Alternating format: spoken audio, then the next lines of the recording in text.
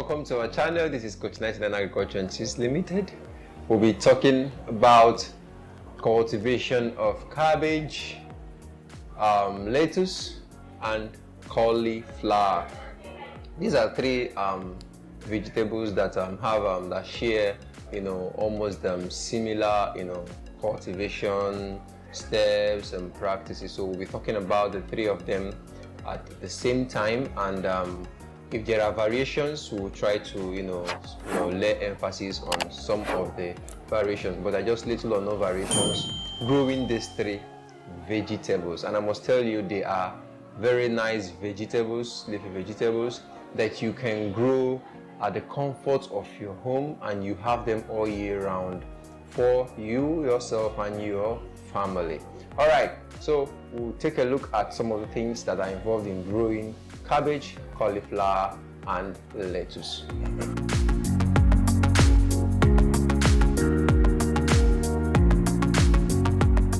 So what are the things we look out for before going into the growing of our cauliflower, cabbage and lettuce? One, you must know that these vegetables, they have seed, so they are propagated by seed. You have your cabbage seed, you have your cauliflower seed, you have your lettuce seed.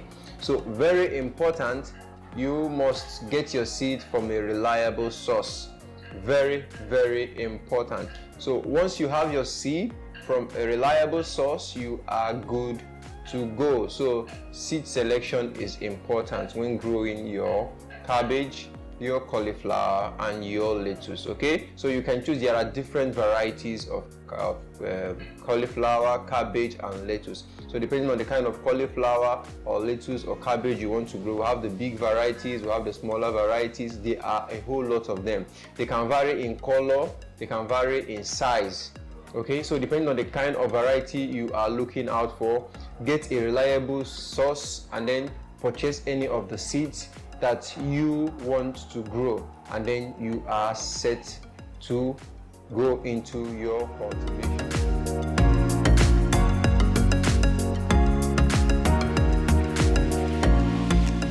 So after we have selected our seed, the next step is site selection. Very important. What do we look out for when we go into our site selection? One is how is that place exposed to sunlight, accessibility to sunlight. For your cabbage and your cauliflower, you need a good amount of sunlight in the area where you're going to grow them. But for your lettuce, you need a little bit of a shady area for your lettuce. Secondly, availability of water. The location must have a steady supply or steady source of or availability of water. That is two. Thirdly is about the soil. The soil must be rich, it must be fertile, it must encourage the growth of vegetables. So it's best you go for sandy loam soil, and it must be well drained. So these are the things you look out for in your site selection. And please don't go for a place that is always flooded. So the area you are selecting must be well drained. It shouldn't be a place that is prone to flooding. All right, so when you have this set, you're good to go into the next step.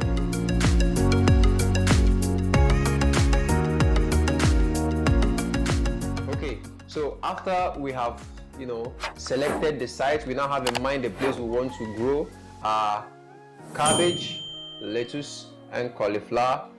The next thing to do is to raise your nursery. You have to raise your nursery. Okay, so you can either raise your nursery using nursery trays, or you can raise them in containers, maybe a bucket or wood, bowl and all of that. So you can raise your nursery also in sack, depending on what is obtainable within your environment at a point in time. Okay, so you can use your nursery trays. You can also raise your nursery on nursery beds. All right, so if you're using containers to raise your nursery, or you're using the nursery tray to raise your nursery, okay, you can use any of the nursery mix mediums. You can use your potting soil, or you can use your cocoa pit. Okay, For potting soil, you just use your potting soil the way it is, the way you got it from, you know, the stores, agri stores. Okay, for your cocoa peat, you have to mix a portion of manure to your cocoa peat. Okay, so is the ratio of cocoa peat to manure is 80 to 20. That's 80% of your cocoa peat to 20% of manure. You mix properly. Mind you, before you use your cocoa peat, you try to, you know, soften it and soak it a bit, and then you mix properly with manure. Then you can fill up your trays, or you can, you know, use it in any container of your choice. Okay, you can also use soil at the same ratio as the cocoa peat and manure. So you do that, and your medium or your nursery is set to be raised. So after you have filled your container or your trays with your nursery medium, you go ahead and do what? Plant your seeds, or put your seeds in those nursery trays, or in the nursery, or your containers, or your nursery bags and all of that. So you put your seeds there, and then you water properly. Please water properly. All right, so that is that for nursery trays and for, you know, raising your nursery in containers. I say also you can raise your nursery on beds. Okay, you just make nursery beds. All right, your beds can be 1 meter wide. You know, beds should be shorter, not as long as when you're making, you know, a full bed for growing your vegetables. So the bed should, you know, be either 1 meter wide or more, but then something that you can easily walk around.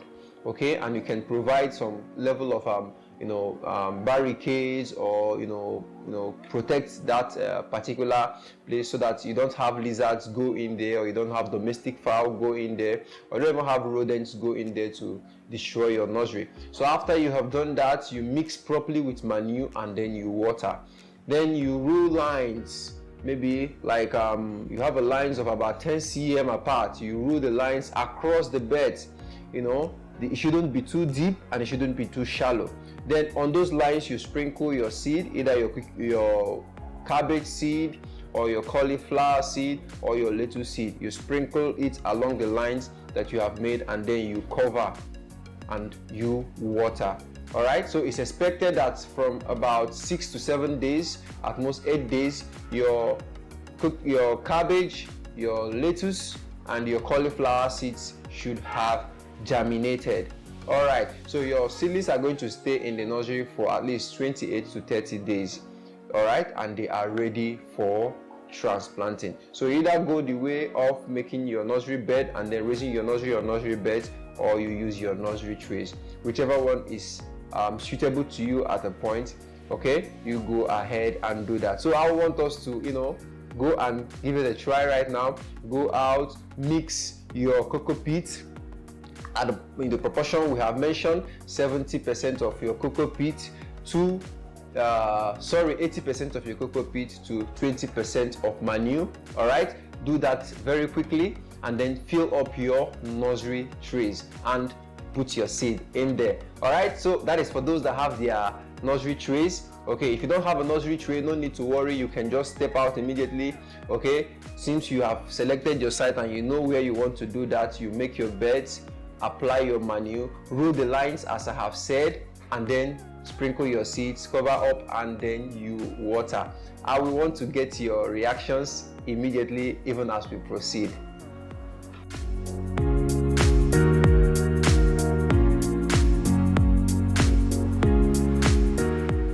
Alright, I believe that some of us have done that, and I want to get our challenges or our comments in the comment section or on the number as shown on the screen. What are the challenges you had while trying to raise your nursery and all of that? Please, we would like to do that so that we can, proper solutions to some of those challenges and grow and have successful cabbage, lettuce, and cauliflower, cultivation experience. Okay, so we'll be talking very quickly again on soil or land preparation. Okay, we've talked about seed selection, we've talked about site selection, we've talked about raising of our nursery. So now I'll be talking about very quickly on how we prepare the soil. While our nursery is up and running, we have to move quickly to start the land preparation. So the site you have selected needs to be cleared. That is the first step in your land or soil preparation. You have to clear the place. Okay, if the place is a cemented floor, or you're going to use container to raise your garden, okay, you may not have the need of doing your clearing. The place is already cleared. All you just need to do is to fill up your containers with soil, properly mixed with manure at the ratio of 70 to 30. Mind you, for your nursery I said 80 to 20, but for your growing medium, okay, you do 70 to 30. Okay, that is for those who will be raising their vegetables in containers. Okay, so you do 70 to 30% of soil to manure. Then you can arrange them neatly in the area you have selected. Mind you, remember what we said about the area you have selected to raise your garden. Please, very important, don't forget about that. So that is that for those that will be raising their garden in containers. Then if you are going to raise them on the normal ground, you just make your beds at 1 meter wide, and it can take any length that you choose depending on how big or how small your garden is. So after clearing, you make your beds, and on the process of bed making, you make sure you incorporate enough organic matter and manure into the soil. Okay, so once you have done that and you have made your beds and you have set up your irrigation, if you want to use drip irrigation, you set it up. If you don't have access to drip, you can get a watering can. Okay, please don't use hose or pipe to do your watering, because the pressure has the tendency to possibly erupt, or possibly it cause damage to the vegetable. So please, you just use a watering can, all right, and do your watering if you cannot afford the drip irrigation system. So once you have made your beds, you have done your clearing, and you have made your beds, fixed or sourced out your mode or system of irrigation, I think you are good to move into the next stage.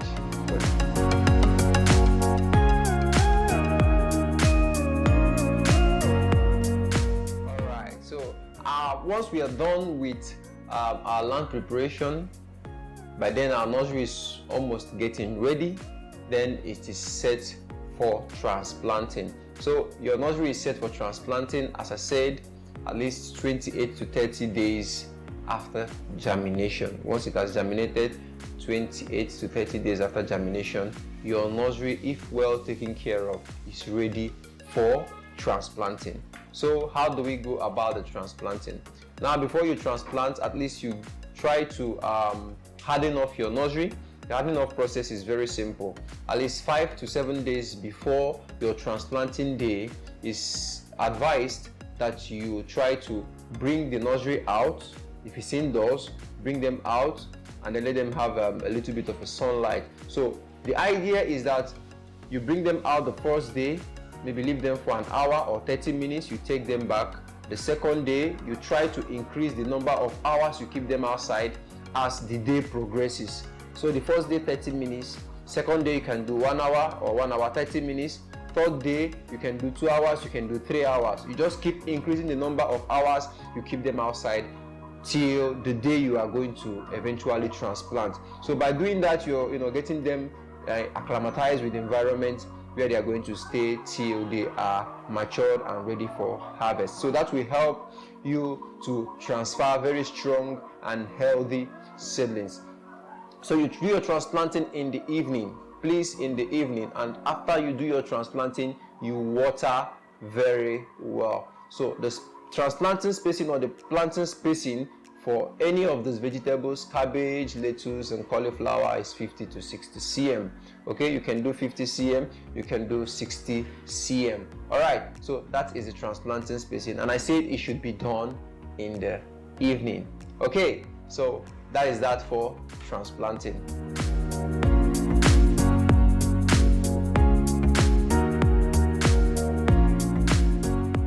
Good.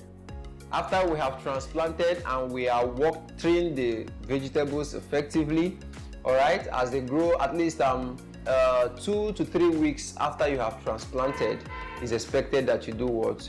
You fertilize.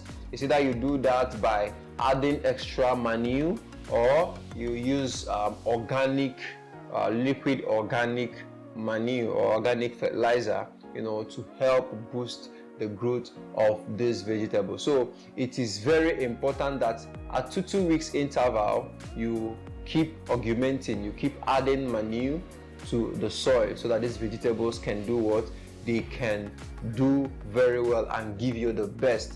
So very importantly for your fertilization, every 2 weeks you do what? You side dress with manure.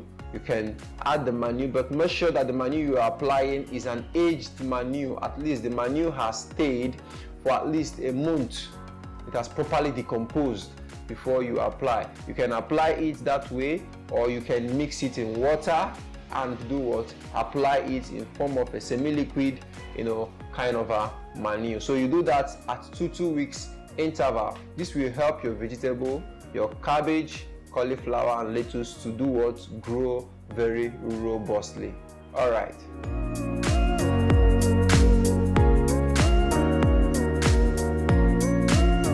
Okay, so while we are at that, fertilizing the vegetables at least at 2 weeks interval, and they are growing very vigorously, the tendency of possible pest attack or disease will definitely occur or may occur. All right, so how do you go about controlling or preventing pest and disease? Very important. You try to abide to good agricultural practices. Okay, we gave you the bed spacing that you should use.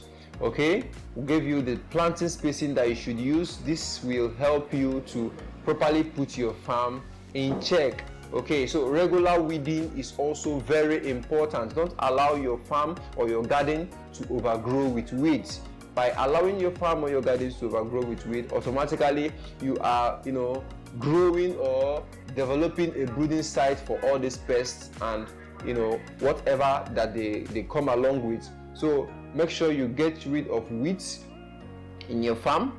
Make sure you keep to the planting spacing and the bed spacing as we have stated. All right, so another thing you can do also is the use of organic pesticides and also fungicides to really control or prevent some of these pests and diseases. Okay.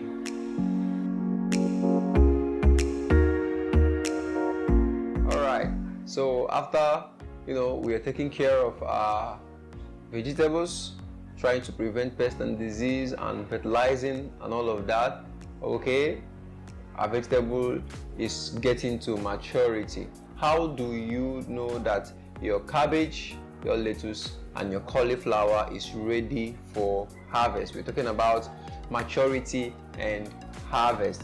For your lettuce, once the leaves are matured and up to the desirable size, you're ready to harvest.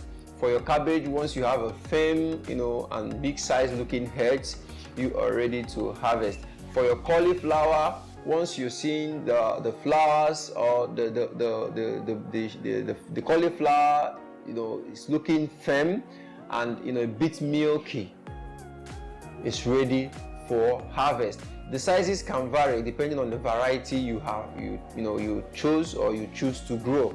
Okay, so if you choose a smaller variety, you're going to have a smaller kind of head for your cabbage and a kind of also head for your cauliflower. So depending on the variety, if you go for the big variety, you're really going to have a very pronounced big heads and shape like cabbage and cauliflower.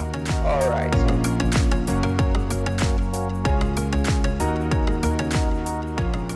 Alright, so once we are done with our harvest, you have your fruity or you have your nice vegetable to enjoy, either your lettuce or your cabbage or your cauliflower.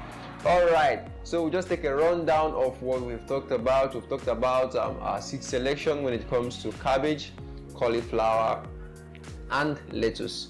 Very important. We also talked about site selection, what points to consider when selecting a site for growing your cabbage, cauliflower and lettuce. We also talked about raising of nursery, how you raise your nursery, either on trays or beds, nursery beds. We also talked about your land preparation, how you do your land preparation. We also talked about transplanting. Okay, we also talked about fertilization, how you go about your fertilization. We also talked about pest and disease management, and of course we talked about maturity and harvest. So having gotten all the information you need, it's time to go and try them out. So we'll be expecting pictures and possible videos, all right, in the WhatsApp number that we will be seeing on the screen, and also comments, please, so that we know how far you are going. We want to keep tabs with you with regards to how far you are going with, your experience, and how we can be of help along the line and provide solutions to any problem or challenges you may have. It's still your favorite coach, 99 Agriculture and Seeds Limited. Till we come your way next time. Peace.